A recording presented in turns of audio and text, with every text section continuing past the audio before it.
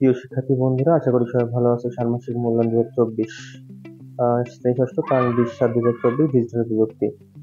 তোমাদের জন্য কিছু নমুনা প্রশ্ন করা হয়েছে। আশা করি এই ধরনের প্রশ্নই আগামী পরীক্ষাতে মূল্যায়নে তোমরা পাবে। দলগতভাবে আলোচনা করে খাতায় লেখো। গত 2 সপ্তাহে তোমাদের সমস্যাগুলোর সম্মুখীন হয়েছে, পাশের বন্ধুর সাথে আলোচনা করে খাতায় লেখো। এর আগে তোমাদের কিছু উপরে দেওয়া থাকবে একটা পেজ আকারে, তারপরে এগুলো লিখতে হবে। কাজ 1, আমি উত্তরটা এখানে লিখে দিচ্ছি। বন্ধুর সাথে আলোচনা করে 10টি সমস্যা চিহ্নিত করা। তোমরা একটু দেখে নাও 10টি সমস্যা কি কি। অবশ্যই চ্যানেলটি সাবস্ক্রাইব করো। এবং পরবর্তী প্রশ্নে আমি চলে যাচ্ছি। দ্বিতীয় প্রশ্ন হচ্ছে, যে কোনো একটি সমস্যা সম্পর্কে ব্যাখ্যা করো। কেন তুমি এই সমস্যা বেছে নিলে? একক কাজ, এটা তোমরা নিশ্চয়ই পারবে। আমি উত্তরটা দিইনি, তোমরা একটু দেখে নিও উত্তরটা, নিজেরা একটু করলে পারে ভালো হবে। দ্বিতীয় 3 নম্বর, আমাদের আশপাশে যে সমস্যা চিহ্নিত করেছি এর সমাধানের উপায়।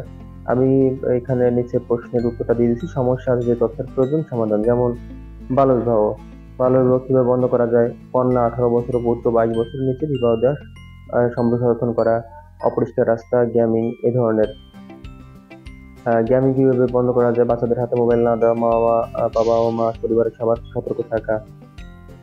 তো শিক্ষার্থী বন্ধুরা, আমি পরবর্তী প্রশ্ন চলে যাচ্ছি। কাজ 2, বুদ্ধিভিত্তিক সম্পদের তালিকা। এর উপরেও কিছু তোমাদের একটা প্যাসেজ থাকবে, ছোট অনুচ্ছেদ। তারপর এগুলো থাকবে তথ্য ঝুঁকি আদান প্রদানে, ঝুঁকি বিষয়ে বন্ধুর সাথে সাক্ষাৎ করো, প্রশ্ন উত্তর পর্বে গুরুত্বপূর্ণ ছকে লেখো।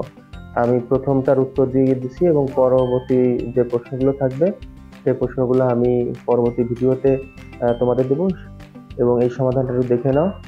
বুদ্ধিভিত্তিক সম্পদের তালিকা, সাহিত্য, শিল্পকর্ম তথ্য, শিল্পকর্ম সম্পর্কিত সম্পদ, বৈজ্ঞানিক উদ্ভাবন, ভৌগোলিক প্রচিতি।